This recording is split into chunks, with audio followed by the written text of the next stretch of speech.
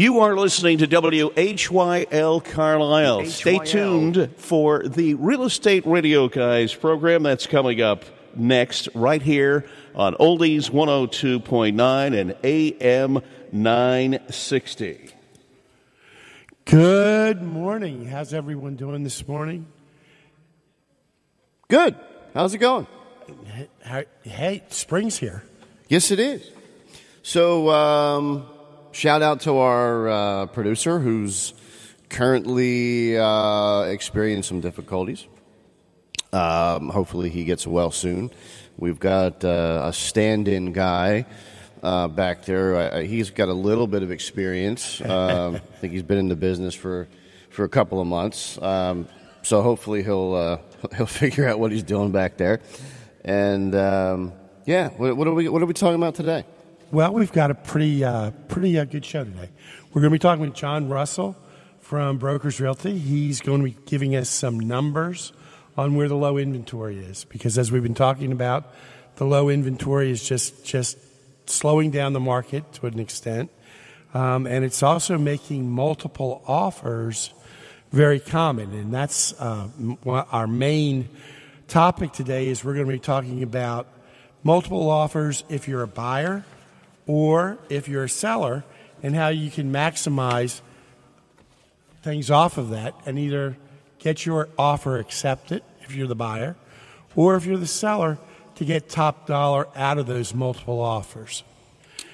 And this is the market to do that, I would imagine. Absolutely. And then John Stas, Home Inspector John Stas, is going to be talking about asbestos today. Ooh. Asbestos. That stuff's still around? Yes, it is, unfortunately. So, good morning, John Russell. Are you there, buddy? I'm here, John. Good morning. How are you? We're doing excellent. Hey, it's a really nice day out there. Yeah, you know what? I was listening to the woodpeckers this morning, and I was thinking to myself, it's going to be a good day. All right. Now, were they eating your trees or your deck? Neighbor's tree, thankfully. That's cool. That's cool. All right, so, John, tell us a little bit about yourself. Well, I'm a veteran, and I've been in real estate for about 4 years, and I represent mostly buyers on the East Shore in Harrisburg.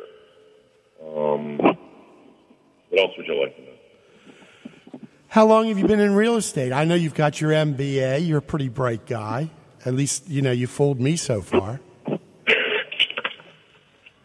Well, that's positive, I think. About 4 years, but full-time about a year and a half now. Okay. So I know we've seen your new video that's out, and, about how great of an agent you are. And can you tell us, John, I know you're a numbers guy. Every day when I'm talking to you, you're quoting numbers to me.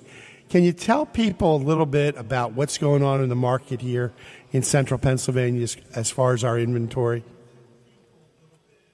Well, unfortunately, inventory is kind of low right now. I think that a lot of people are a little bit nervous. They don't know which way to go. Someone that had their house listed for 6 months with no results, they're a little bit leery about relisting their house, and I think that now is the best time for them to list, simply because inventory is so low. The number of pendings relative to the number of active listings is right around 61% right now, which is pretty high. This time last year, there were about 1,400 more active listings than there are right now. So it's anyone's guess why listings are so low, but I think people are just nervous about the economy, to be honest with you. Hey, John, when you talk about listings being low, what's an average number? I mean, how do they gauge whether it's low or high, or what's the average supposed to be? How do they usually determine that? Unfortunately, I am not that smart, but I can tell you. Well, I'm dangerous enough to know that it has something to do with the months of inventory. John probably knows how that works. John, number one here on the radio show, isn't it? The amount of homes per month, or how does that work? You mean for what's considered an average market? Yeah. Excellent question. Excellent question. An average market is considered to be 6 months inventory. When you get to 7 months inventory, it's considered to be a depreciating or a buyer's market. And so right now with our inventory, John, what's the number you have? 2930. 2930. So that normally in the central PA area, through the Greater Harrisburg Association of Realtors, from my experience, we mostly carry about, in a normal market, 6,000 listings. So we're about half of what we normally carry. We're about half. We're at about a 2 to 3 month supply, in my estimation. And that's making it definitely a seller's market. It's why we're seeing the multiple offers, and we're going to start to see appreciation because prices are being bid up. I was going to say, I mean, it's a good thing in a way. I mean, it is bringing the values up in the market. So, with all of that going on, wouldn't it make sense to jump into the market now since the prices are raising, going up? Well, you definitely, if you do get in, you have to have the skills and the tactics to get the offer if you want it. John, when you're out there in the field right now, what are you finding? I know you've been having offers on your listings and you've been making offers. How often are you running into multiple offers? I've run into multiple offers with the last 4 transactions that I've done. The last 4. And that was probably, this week for you? Between this week and last week, the last 4 buyers, they were all competing with other offers. Yep. Okay, yeah, and so folks, John's not just an average agent. Average agent across the country sells 8 homes in a year. John usually will do anywhere from 4 to 8 in a month himself. He doesn't have a team, one guy. Right, John? No pressure there, buddy. Yeah, I mean, it's been pretty busy. I mean, I do advertise pretty heavily on Zillow, and I think that's built my business for the most part. But I think also referrals are coming in off of those same clients, which is helping me grow my business. So I'm very appreciative to all my clients. Most recently, there was a house in Harrisburg that we were the first offer that was submitted, but 2 more offers came in on the same day, so they came back at, highest and best. No multipliers in there. No incremental increases. What's it called? An escalator clause. No escalator clause is allowed. So what we had to do with my one particular client, the most recent one, we had to sit down and actually decide, well, is it worth it to go in without asking for seller assist, which is, assistance with closing costs.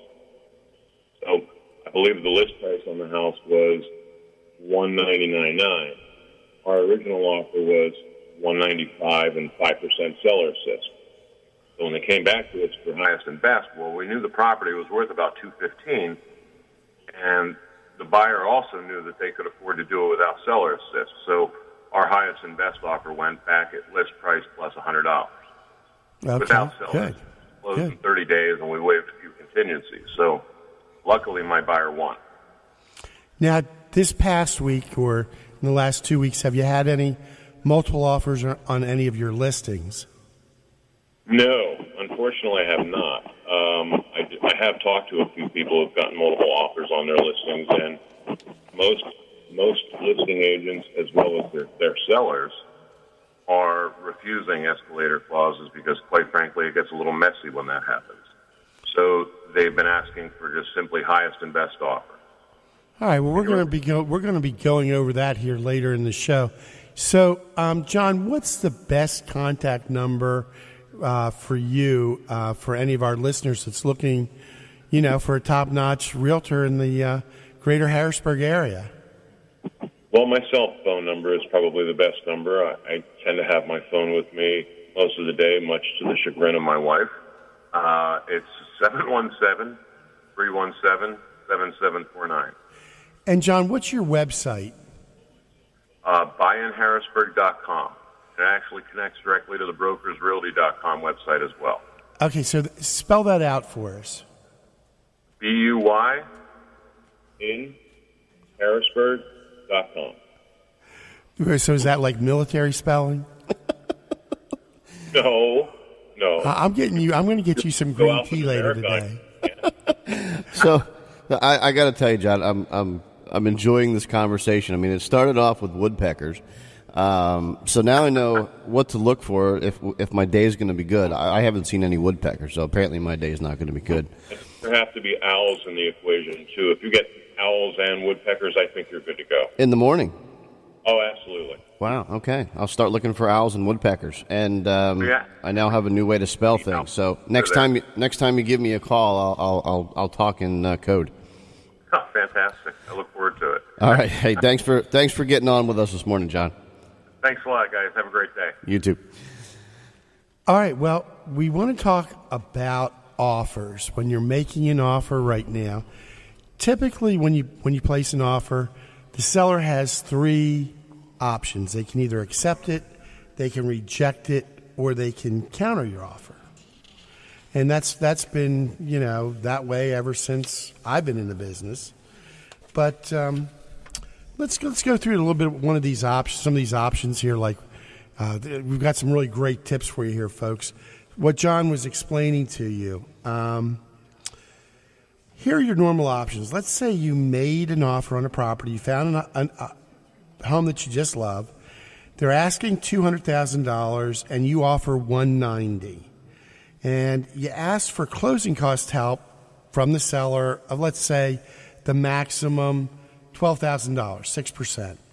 And you're prepared to make a down payment deposit of $1,000. You'd like to close in 90 days because that's just most convenient for you. And then you want every inspection possible. You want a home inspection, radon, termite, and let's say, for example, this home has well and septic.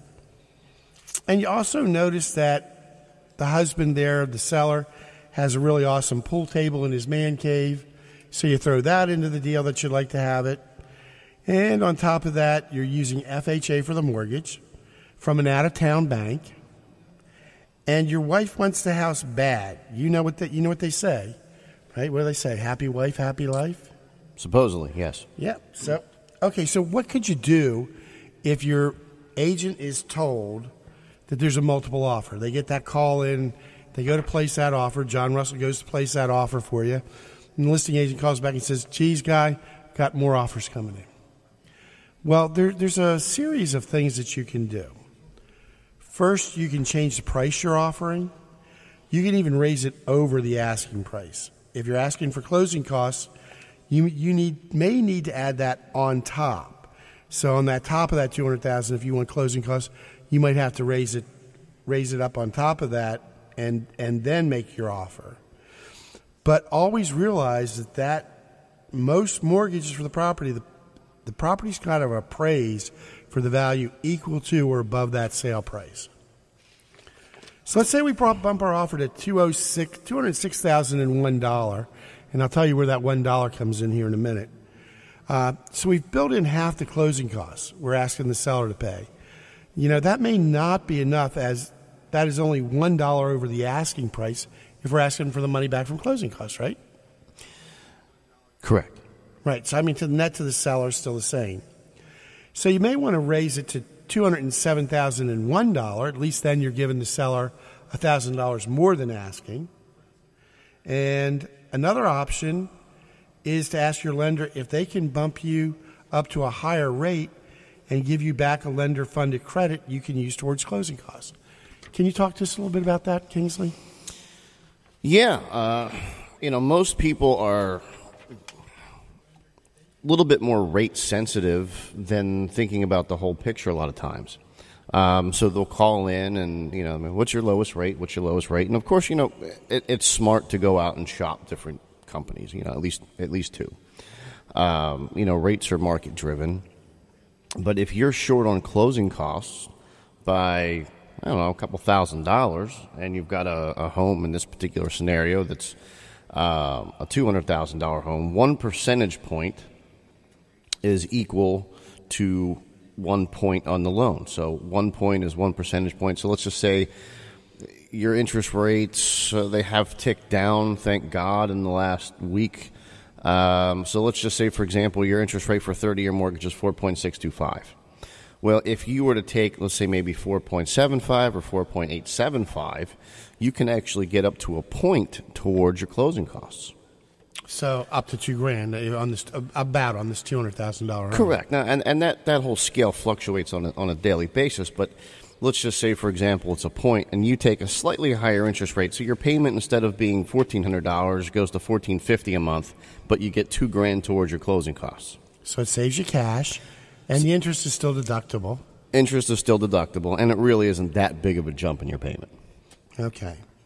So buyers that are in need of the seller contribution, you need some cash from them to help you be able to close on it. Just remember, it's a two-way street. So if you're a buyer that needs $5,000 in seller contributions, shouldn't expect to offer $5,000 below the listing price, assuming it's priced well, and also get the contribution from the seller, especially if you're in a multiple offer situation. Now, hold on a second. We're talking about normal strategies here, right? Mm-hmm. What about sending a case of beer to the seller over the weekend? How about maybe sending them a half a cow and a case of beer, and letting them know who it came from? Does that work? I mean, have you ever had somebody bribe the seller to try and get them to accept your offer? No, I haven't. But hey, you could always do it. I mean, am I breaking any rules if I do that? I don't know. We'll let that one go. All right, so you heard that me earlier say about that dollar. Well, if you're going after a bank-owned property, that dollar could well be the difference and be the tiebreaker. If someone makes the exact same offer at the same price and you're a dollar higher on an REO or a bank-owned, you're probably going to end up getting you the offer. So let's look at what we've done so far. We've raised the price, we've lowered the closing costs, and we've added in our dollar tiebreaker so far. So our deposit, that's another area you can make your offer stronger. Can we go back to the offer first? Yeah. John was on the phone with us earlier, and he said on that particular home that he was competing against, they wouldn't allow an escalation clause. You know what? Just because they say that they're not allowing an escalation clause doesn't mean that the buyer can't put one in. That's one of the things we're going to talk about. Yeah, you could. I would still offer, and I would make my highest and best possibly with an escalation clause. So if you put your highest and best in, or is this our first offer here? I mean, in the scenario realm, we're putting it, $207 plus $1. That's our first offer. Well, we're already in the multiple offer situation. So all right, so we're putting in $207. We want some cash back towards the closing cost plus $1, in hopes that the other people, that was it. That was their offer. Correct. Okay. All right. Please continue. So on the deposit, $1,000 deposit. If you really want to make yourself stronger, you may want to put $5,000 or $10,000 down as your escrow, because that shows your intent to the seller. Okay, so that brings us to the next variable, and that's going to be the closing date. Before we were asking for 90 days because that's where this is where your realtor really needs to get on the phone and ask the listing agent what the seller is looking for. Maybe they've already bought another house, and they're settling on it in 4 weeks, so a quick settlement would help. Or they need a little bit more time. They haven't found anything. They haven't found suitable housing. So let's go with the scenario that they haven't found suitable housing.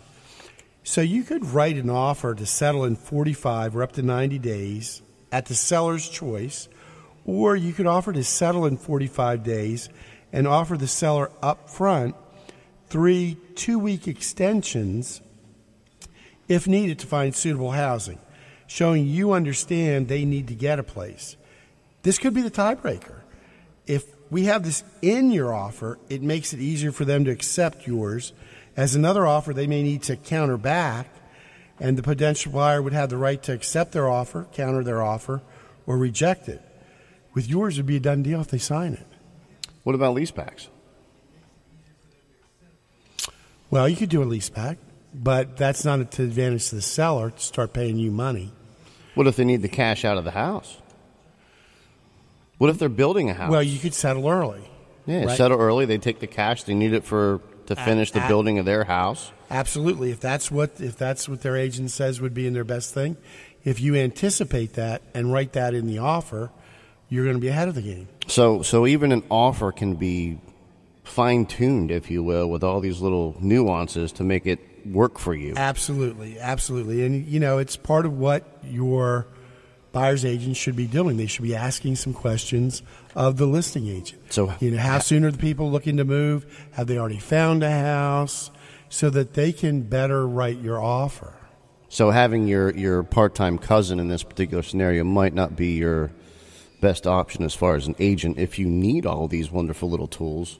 Or your friend's cousin, third time removed, that just got their license last week. Former roomie.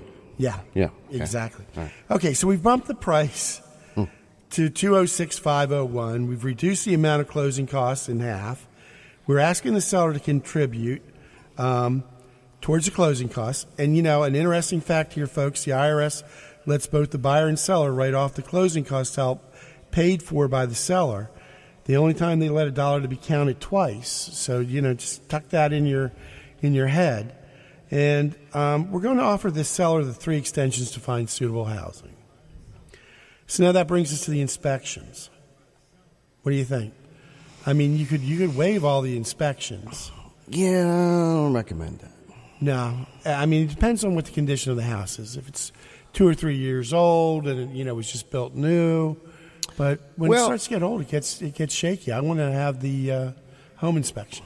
I would want a home inspection either way. However, I mean, this is where the cousin's former roommate may come in handy. If he's a contractor, maybe they can go out with you and, after your first walkthrough, you decide you want to put an offer in, have them walk through with you on the second time and have them look at the house for you.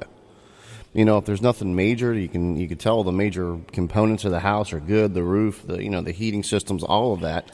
Every home's going to pop up with something that you're going to need. It's just called normal maintenance. Right. Or you could also write in there that any of the inspections are for informational purposes only. However, if the water isn't potable or if the septic doesn't pass, that still gives you the right to walk if you put that in the paperwork.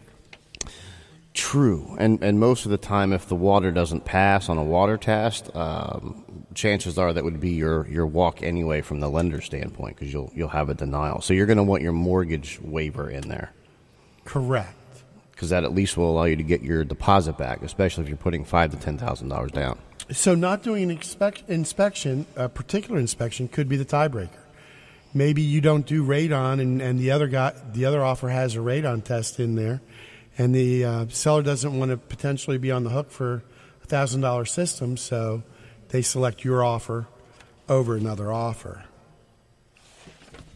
Make sense? It all makes sense. It just depends on how bad you want the house or how bad your wife wants the house. That's right. And you could be asking for other things that are not being offered, like appliances or personality. And that could be a tiebreaker. Asking for that pool table could be a tiebreaker. You can always get a used one, folks, on Craigslist for your man cave, or just wait till you save up money again. Maybe, your wife will buy you one for, a holiday or for your birthday. Well, again, I mean, these little things here, I would think, with the inventory the way it is, if your realtor is knowledgeable and notices that the house hasn't been on the market for 6 months, those things might be able to be thrown into the deal to get it done. But let's say, for example, in this particular scenario, bare bonesing it might get you the deal. Yeah, I mean, that pool table might be my baby. You don't want to steal that away from the seller. Right. So far, we've bumped the price to $206,501. We've reduced the amount of closing costs in half. We're asking for the seller to contribute. We're going to give the seller the 3 extensions, and we struck the pool table. Now what? What else can we do to sweeten our offer? And, here on the financing side, FHA financing might be the deal breaker. So, well, yeah, can you speak to that? I think it's funny. I mean, there's a few different ways to go with this. And what we have actually found is if you're putting 20% down and you've got 800 credit scores and you're going conventional, that would be your strongest buyer, so to speak, because they're cash rich. They're putting a large chunk down. And the larger the chunk down, usually the higher the odds that you're going to get approved, regardless of your situation. And then there's also the actual pre-approval or pre-application approval letter. It goes a long way. Exactly. Can you explain that? Because a lot of folks out there, I'm sure that there are listeners, and a lot of realtors don't, I'm going to say don't get it. The difference would be between being pre-qualified and pre-approved, like your company does. It's an actual pre-approval, right? We just have to get the property approved. Yeah, and the funny thing is it's actually an approval, because you call it a pre-approval because you haven't had a property yet. But literally what you do is, like any other application, you go through the application process. In this particular scenario, you're submitting documents to me in this particular case. So I'm going to look at it and I'm going to say, okay, look, you're going to sit down in front. I'm going to look at your pay stubs, your W-2s. We're going to look at your credit, see if there's any issues. And a pre-qualification would be saying everything looks good based on experience. We shouldn't have any problems. Now, to take it one step further, I am now going to literally submit you into our underwriting department. And the only difference between applying for a loan with a property, in this particular case, it'll just be kind of like a to-be-determined scenario. But everything else is getting underwritten. So let's talk about it.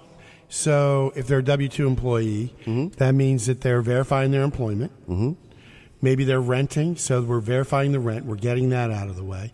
What are some of those other checks like that we get out of the way so that seller can feel more comfortable? This is a pre-approval, from Kingsley. He's a local lender. Right. What other things do? Well, the underwriter's going to look at the file as if it's being submitted with a property. Okay, so in this particular case, they're going to look at your debt-to-income ratio. Right. You may be, teetering. You might be tight. You might be a little high. One of the lenders, before may have said, your debt-to-income ratio is too high. Well, let's find out 100%. Because we're going to verify your income. Your numbers are going to be set. That's the whole point. Okay. So nothing's going to waver from that point unless you, change jobs or do something crazy. So they're going to look at your down payment. Do you have enough money? Do you have enough closing costs? I'm getting $10,000 from my grandmother. Is that okay? All those little things are going to be looked at in the file. So they're going to look at your income, they're going to look at your assets, and they're going to look at your credit. So from a standpoint of, let's say, an FHA loan or a conventional loan, well, maybe you got a charge-off from 6 years ago that you're worried about. Could be a Verizon bill. Could be an old UGI or PPL bill. Is that going to cause me to get denied? Well, we're going to know. The underwriter's going to come back, just like they would any other file, and say, hey, look, get me a letter of explanation on this. What happened? So really, all the verifications then when they're pre-approved have been done. They verified their taxes. They verified everything except for the property being appraised at that point. Is that what we would have hanging out? Well, the property at that point is going to be underwritten, okay? So, and just to clarify, they don't actually send the IRS out for transcripts on your file. They're going to go off the 1040s. I thought they came right to the office. Yeah, no. But yeah, at that point, once you have an actual approval or pre-approval, when you're submitting that in with your offer, that literally just strengthens the deal. So, hey, look, I've already been approved. Look at it. It's in black and white. It's not just a pre-qualification, so nothing should pop up unless, of course, we get to the property issues. So let's talk about that. A lot of properties, let's say, for example, the big one everybody knows about is peeling paint. FHA will not lend on any house that has peeling paint. It could be on the garage door. You could have painted the deck at one point, and it's starting to peel. The appraiser, when they go out, is going to look at that and say, this is just not going to pass FHA inspection. So even though you're approved, the property still needs to be approved, for that particular scenario. So choosing the proper type of financing can go a long way as well. Conventional financing is much more user-friendly on a property. Well, it doesn't call. This is how I always explain it to my customers. Conventional financing is a little bit more lenient because they don't call for usually as many repairs. I always say that an FHA appraisal looks at the property through the eyes of a child. For one, they're making sure that there's no lead paint, like with the chip paint, no cracked glass, handrails, no water in the basement, no major repairs for the first year. Safety issues. Mm-hmm. So those are things that the appraiser could call for. If it's a VA mortgage, basically the same things. Same things, except, VA will let, the last time I checked, up to 6 inches of standing water be in the basement. That's for those Marines and the Navy guys. I'm going to have to look that one up. You check me on that. Let me know next week. Yeah. Let me know next week. And USDA goes pretty much on the FHA guidelines. Again, they're looking for safety issues, right. No major repairs for the first year. And, a roof might get called, right? And somebody's willing to buy a conventional because their brother-in-law and them are going to put a new one on next summer. Yeah, at half the cost. Right. But if you're going FHA, it's going to have to be done ahead of time. Now keep in mind, though, a lot of people don't qualify for a conventional, and that's where FHA, comes into play, where it's actually beneficial for a lot of people. So if you're in that scenario where you love this house and the selling realtor is saying, we're kind of iffy on a few areas, which is why we're not advertising it as FHA available. Keep in mind that an FHA 203K is 99% of the time allowable because you, whatever those issues are agreeing to say, hey, look, I'm going to fix these on my own and I'm going to finance them in with the mortgage. So if it's from a qualification standpoint or a down payment issue, you can still qualify for that property FHA and just do it as a 203K loan as long as the value is there to do that. So okay. That's also something to keep in mind. If it's just a straight FHA approval, you can't get approved conventional. That's what you look for. There's always these little tricks. You just gotta know how to submit them or how to look for them. Okay, so you're probably wondering, hey, do you have another tip or trick that could be the tiebreaker? If your realtor asks the listing agent what type of mortgage does the seller have, that could impact your offer. For example, if they have an FHA mortgage, right, that has to be paid off so far before the end of the month so they don't get hit with another mortgage payment. Okay? True. Because they don't get that money back. And, for example, if it's a bank-owned or foreclosure, they typically like to settle before the 25th of the month, or at least that's what Steve Scheib always tells me, that they want to close before the 25th of the month so they get their money back in a timely manner. I think everybody just wants their money. I think everybody wants their money. So, just set the deal up right from the get-go. And in this particular case, you got to take advantage of all these little tricks to win the deal. All right, so you got a next trick? Do I have another trick? Yeah, I got another trick. Sign the offer. Well, submit it. No, we still got another trick. They could write a personal letter to the seller. A personal letter to the seller telling them, how much they love the home, how Fido's going to love, running in their back fenced yard, and that their daughter is just going to love moving into the princess's bedroom. I actually used that before. Well, and it worked. It does work. It does work. And you send a photo along. Crazy enough, it worked.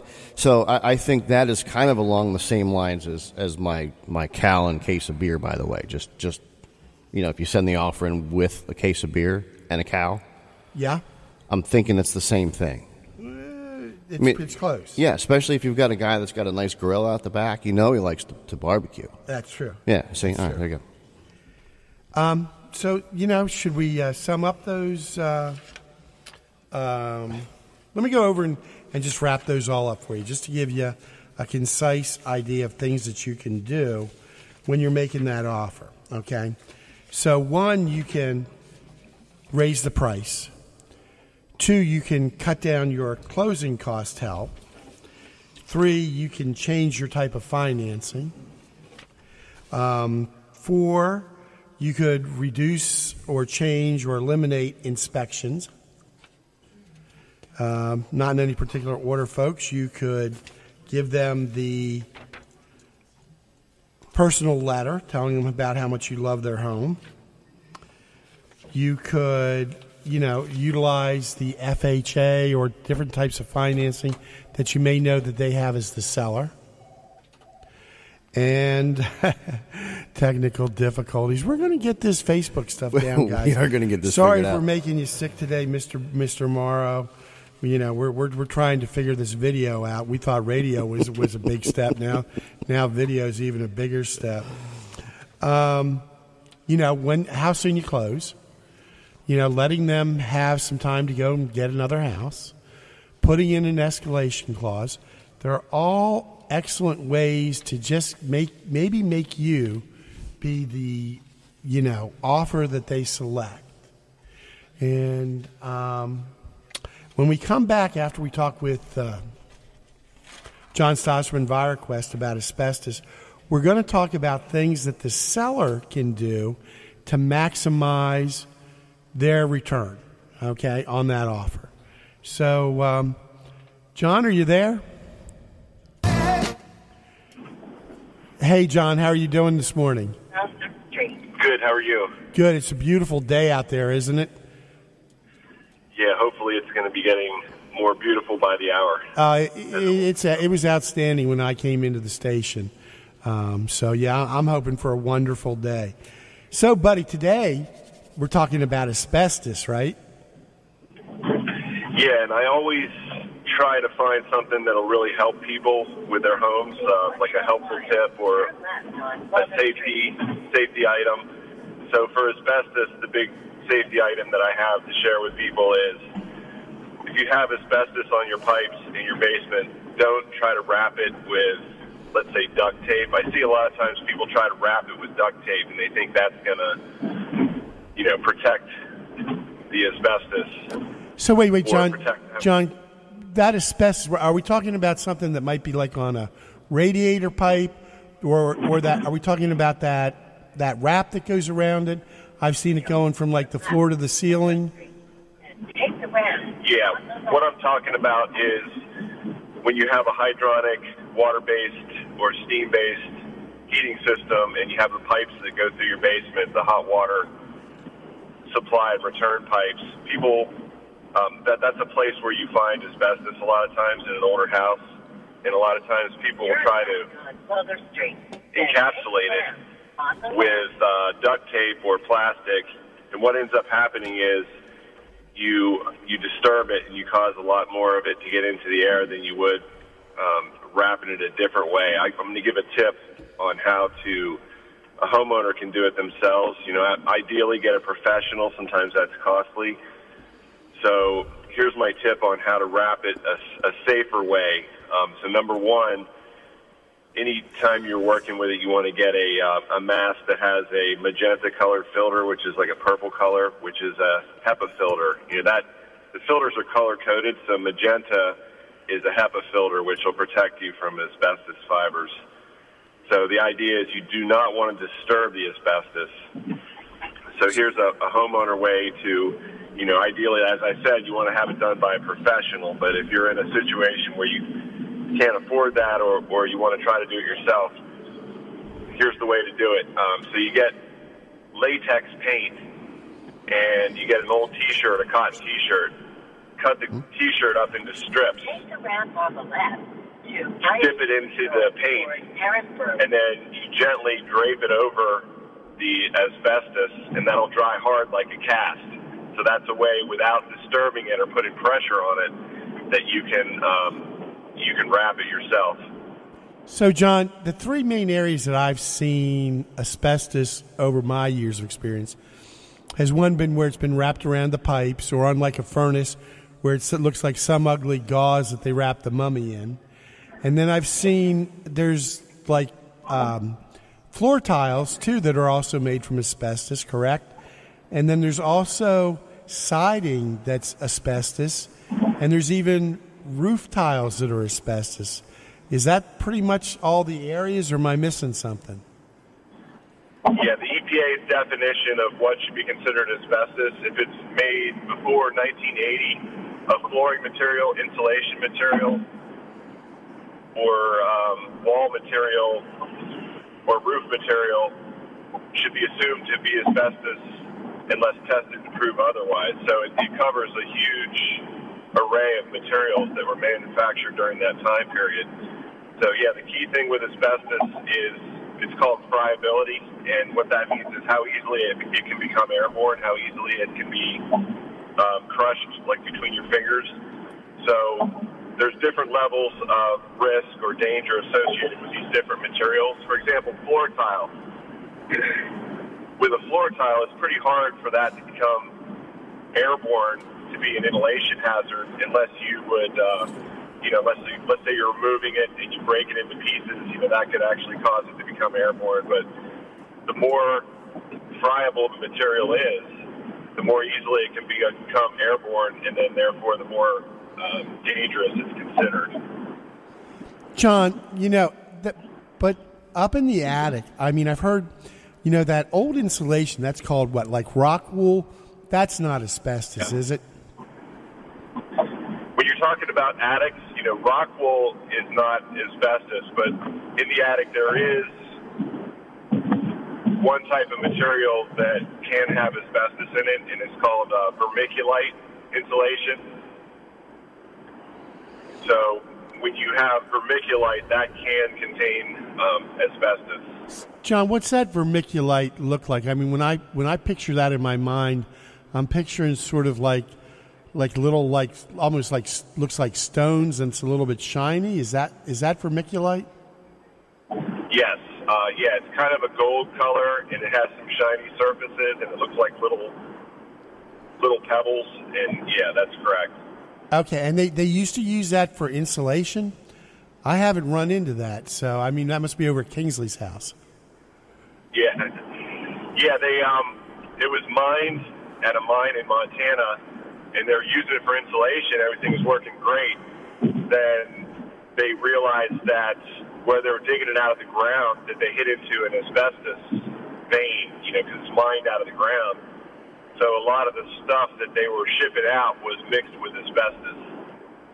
Okay, so we could have it like the old school tiles had it. So that's what's made us also wacky. Some of the siding, some of the roofing. Now, John, when you take that, like the roofing off, is there anything special you have to do, or can I just tear that off and throw it in the trash? Yeah, when that's removed, it needs to be removed carefully. For example, you don't want to get a dumpster and throw it off the roof into a dumpster, because that would break the roofing tiles and cause the fibers to become airborne. So usually what the considerations for a roof would be to wet the material. That'll eliminate or cut down on dust, and then it needs to be properly bagged up into a sealed bag, and then put into a dumpster or something like that where it's not going to be disturbed. Then you also need to be aware of what landfill that it's taken to. So ideally you want to get a professional to do that. But yeah, the idea is not to break it into pieces or not to disturb it and wet it down. So it sounds to me that if we're not going to remove it, we want to sort of seal it.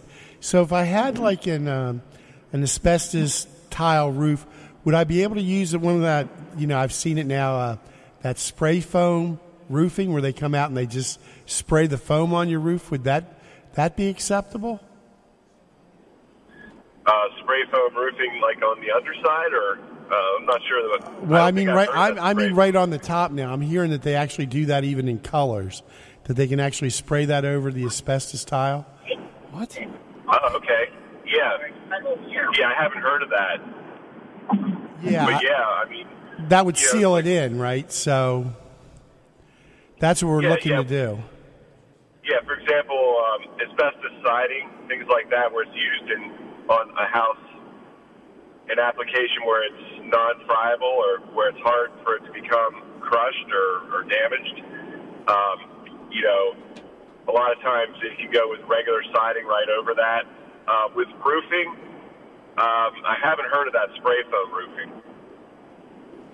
Yeah, somebody just mentioned that to me this week on a home with asbestos, the asbestos roof, and yeah, I gave him the same face that Kingsley's giving me, like right now, like WTF.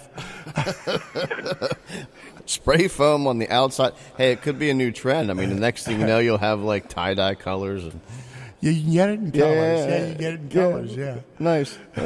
Great. With any asbestos, the thing to remember is it's an inhalation hazard. So as long as you're not making the stuff become airborne, in some other countries where they don't have asbestos regulations like they have here, they just require that if you wet it down, spray it down with water, that eliminates the dust or reduces the dust.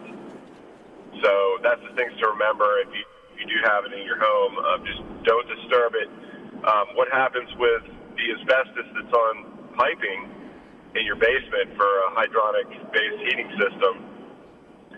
So the asbestos can become degraded and get into poor condition. Then it's on the underside of your floor. So people walk across the floor, that vibrates the floor, and then that can cause asbestos, especially if it's in poor condition, to become airborne. Okay, that makes sense. So, John, is remediation or removal, is that really expensive with asbestos, or does that vary by the type? Generally, it's pretty expensive when you hire a professional to do it. A lot of the expense has to do with setting up a containment to, the precautions that need to be taken to make sure that the asbestos does not contaminate the house or become airborne in the house. So, the idea with removals, they'll set up a containment, put it under negative air. So what that means is they'll put a high-volume air mover to depressurize the area so that, if there was any spillage or fibers released, that they're not going to get outside of that little area where they're doing the removal. So, just out of curiosity, if somebody wants to get an inspection done to find out, number one, if they have asbestos and what they can do to fix it, I guess the question is why should they? I mean, what does asbestos do? I mean, what's the big concern with it? Yeah, the bottom line is when you have it in your house and it's in poor condition, which a lot of it is because it's old, pieces of it fallen and things like that, then it's in poor condition, it can become airborne. It's an inhalation hazard. It's a carcinogen. So it's definitely something that you don't want to be breathing. And if you do have it in your house and it's in poor condition, you want to get it taken care of, removed or encapsulated. And what's the best number? What's the best contact for you to try and find out if we've got this in our home? Yeah, our phone number is 717-233-6144 or the website epqharrisburg.com. Awesome. Hey, well, thanks for coming on, John. Really do appreciate that. Carcinogens. I got to tell you, I got two things out of this whole segment. One, I'm going to look into getting a tie-dye roof. And checking on the water in the basement. Yeah, I'm going to check the water in the basement. And two, I'm a little let down, I got to be honest with you. I thought duct tape fixed everything, but, since you told me that duct tape doesn't encapsulate, I'm just bummed at the moment, so. Yeah, it's definitely not one of the 100 uses for duct tape that's advisable there. All right, John, thanks for coming on. We'll see you next week. Have a great week, buddy. All right, so we came up with options and tips and tricks about how to win a bid or win an offer on a home. On the flip side, what can you do to get multiple offer situations? I mean, you could do a mega open house. Hey, Albie's doing a mega open house right here in Carlisle today. Is he? Yes, he is. Check on our websites. And I think that's probably a whole other segment because It is. I think a mega open house, I know many people don't do them. I mean, I know Brokers does, quite a few of them, and it works. We're going to have to do a session on that.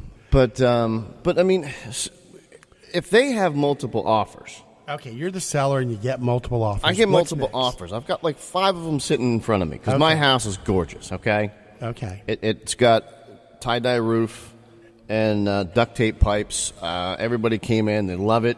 And only 3 inches of water in the basement. Only 3 inches of water, not 6 inches, yes.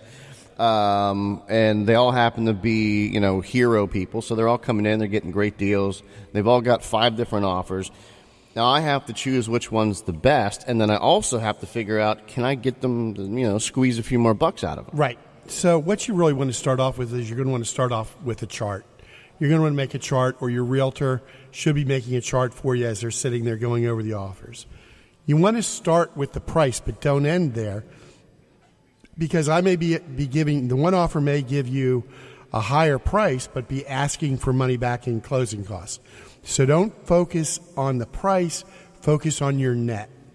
Okay, so keep that in mind. You want to focus on the net. That's the one thing. The second thing is you want to compare their contingencies.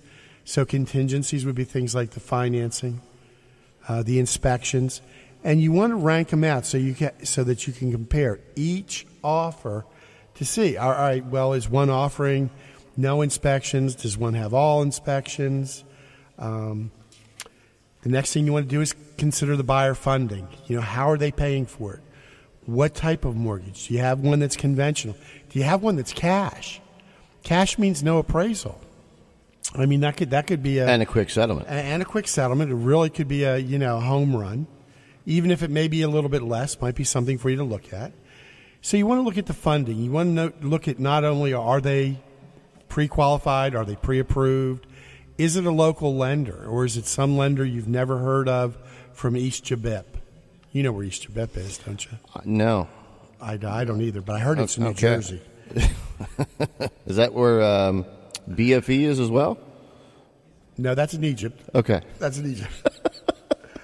You have to consider your home's value too, folks. So, your house may be on the market for $200,000, and I may make you an offer of $300,000. But if it isn't cash, it doesn't mean anything because it's got to appraise.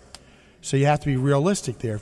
If you and your realtor, who's the experienced professional, don't feel it's worth there, or feel that you may have an appraisal issue, right? Because what happens in an appraisal issue? Maybe we offered you $210, and it only appraised for $200. What's going to happen from the lender side then, Kingsley? Well, you're going to end up having to just make up the difference. So, say for example, you're doing a standard conventional loan with 5% down, and I'm just going to use $100,000 for simple numbers. So you have a loan amount of $95,000, and you offered $120, but the appraisal comes in at $100. Well, you're going to have to make up that difference of $100 to $120. So now you've got your $5,000 down payment plus the $20,000 over what the actual appraisal value is on the property. So you're going to have to come in with that additional cash. And most people, if they're financing a conventional deal with only 5% down, that's going to be an issue. Right. They're not going to get on the phone and go dialing for dollars to pay you more exactly for the house and the appraisal. But now that brings up a valid point, though. So have you ever tried going in on a home and you've got this gorgeous home? I mean, this is a Homes and Gardens magazine home, and there's 4 or 5 people that want this thing, right? Right.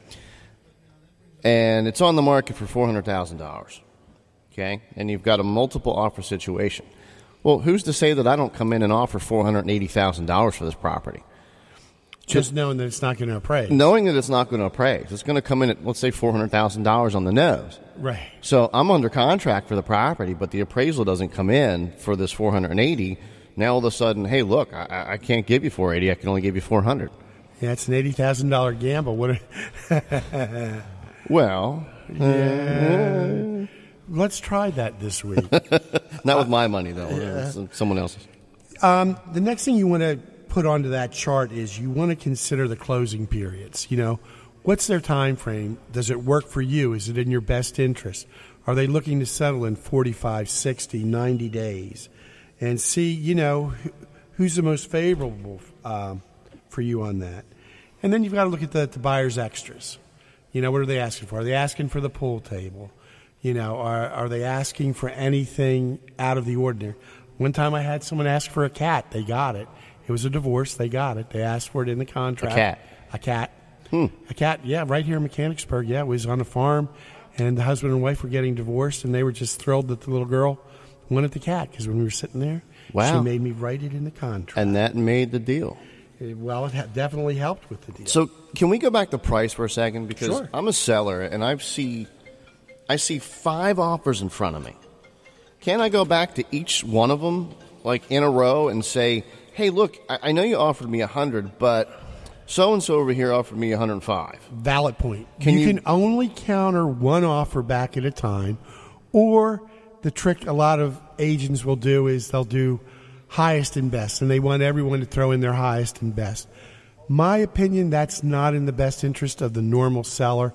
That sounds like a bank REO, you know, highest and best. Sounds like a lazy way out of I would negotiating the deal. prefer to go back to each individual offer and counter them and give them a verbal counter offer and see if they'll come up or if they'll remove a contingency, and try to round robin it and ratchet everybody up.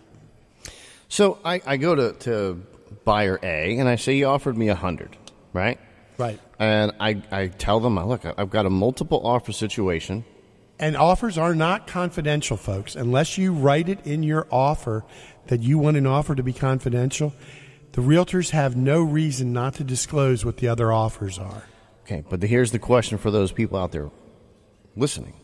If I counter buyer A and say, look, I'll counter you to 105. We have a higher offer. 110, right? If I'm countering at 110,000. We wouldn't counter like that. All right. Well, okay, that's a good point. We would say, Kingsley, I see your offer here. Right now, you're the low man on the totem pole. We have higher offers. We have higher offers with less contingencies and more money down. And then I would just throw it back to you generically like that. And do you want to call your sellers and see if they want to change anything? Now, at that point, do I tell them I have an offer for 110, or you're just keeping it generic? I can. We can tell them that. And then hopefully they come back with 115. Or 111. And then you go back to buyer B and say, hey, by the way, we've got another higher offer. Yep. And you're really kind of leapfrogging everybody to hopefully get them as high as you can. That's correct. Until they basically tell you to, I'm sorry, I can't do that. Yep. And, in a nice way. Just to throw you under the bus, you got to wind us out. We're out of time. We're out of time. Yep. Till next week, folks. Real questions. Real topics. Real people. Real answers.